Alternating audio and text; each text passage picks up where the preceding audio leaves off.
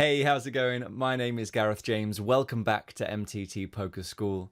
Now, in the last video, I went through what to do and what to think about on a somewhat scary turn with our range and then with Jack 10 of spades specifically. Now, I definitely recommend watching that last video so you're up to date on the two ranges that make it this far. So I'll post a link up at the top of your screen now and also in the description below. Today, we're going to look at a pretty fun river card. It is the Ace of Diamonds. So after calling the turn then, the big blind checks.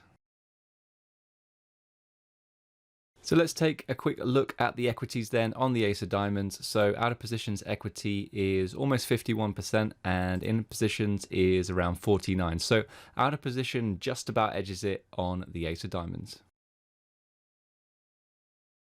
Let's take a look at the run-out CV comparison then and click on in-position equity. You can see that a heart is going to be pretty bad for the in-position player and 7 looks to be pretty bad as well. So in position then, our best cards are going to be a 10, a jack or a queen that aren't of hearts. Let's take a look at Range Explorer then, and we're going to click select none. I'm going to go to trips plus in this example then. So we've got trips, flushes, boats and quads. And you can see down here, the big blind has 25.3% of their range as, pretty big hands or very big hands in this spot. And then the in-position player, almost 41% of their range is a really big hand. So that's really good to see. In-position definitely has the bigger proportion of really strong hands in this spot. Right, let's click on check and have a look at our strategy then on this river. So you can see that we're supposed to jam on this river about 72% of the time and check around 28%. So let's go into Range Explorer and have a look at what we're supposed to do with different portions of our range. So I think it's pretty good to see what's the worst hand that we can jam for value and then look at the hands that we're supposed to check. So click on quads and then strategy. You can see obviously if we had quads, we're going to go and bet them. You can see up here though that it says 0 combos, right? Because if you think back to the turn, we were actually checking back top set. So that's why we don't end up here with any combos of quads. So look at full houses then, obviously going ahead and jamming those. Flushes, very happy to go ahead and jam those too. When it comes to trips, happy to jam those as well. And then when it comes to second pair, that's where we start to see some checks. And I think we looked at this in one of the previous videos where King 9 for some reason goes ahead and is quite happy to jam here, but others that are better seem to want to go ahead and check. So I'm not sure if this is actually bluffing, trying to get maybe the big blind off a king in this situation, maybe a better king. I'm not entirely sure. It could be the case. And if we look at it, we can see that we are bluffing more frequently, I think, when we have, say, a heart in our hands. Like you look at the 10 of hearts, looks to me like you want to go ahead and bet with that. So maybe that means that, it blocks our opponent, obviously, from having a flush, but also from them having the King 10 with a heart blocker themselves. And then you can see King 9, for some reason, wants to go ahead and bet very, very frequently. So if you can work out why that's happening, please leave a comment down below. I'd love to hear your thoughts on that particular hand or those combos, the King 9s. Let's look at third pair then, and you can see that it's pretty much pure check now. It's a tiny bit of betting, but I think if we ran this to 0 accuracy, the 9s there with the 9 of spades, 9 of clubs would just be pure check.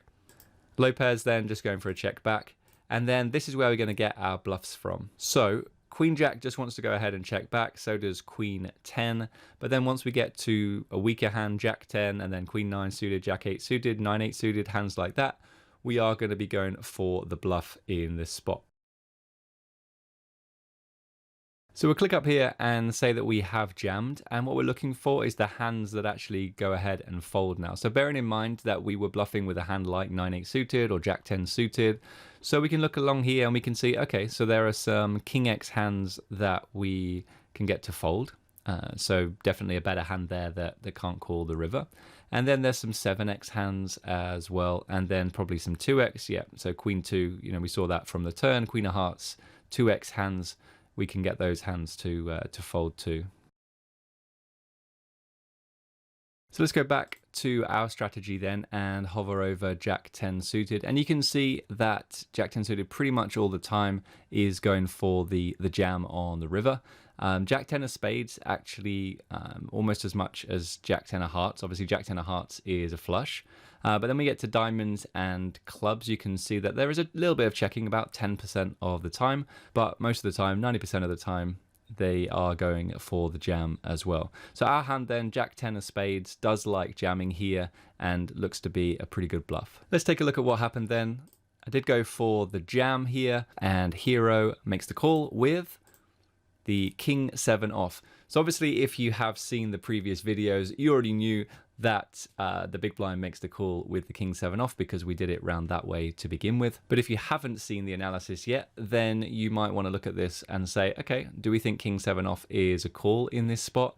And I think it's a pretty good call, to be honest.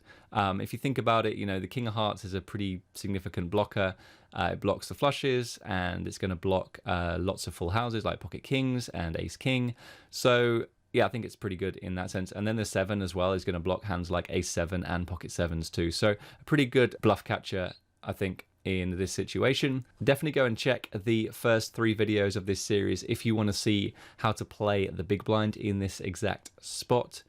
And that's going to wrap it up for this series. So if you really like the video, make sure you give it a thumbs up. If you haven't done so already, hit subscribe. If you really love the video, then share it with your friends. Tell them all about it. Tell them to come and check out the channel. That would mean the world to me. So I'll be back in a few days with some brand new content, looking at something completely different this time. But until then, guys, take care, and I'll speak to you soon. Bye-bye.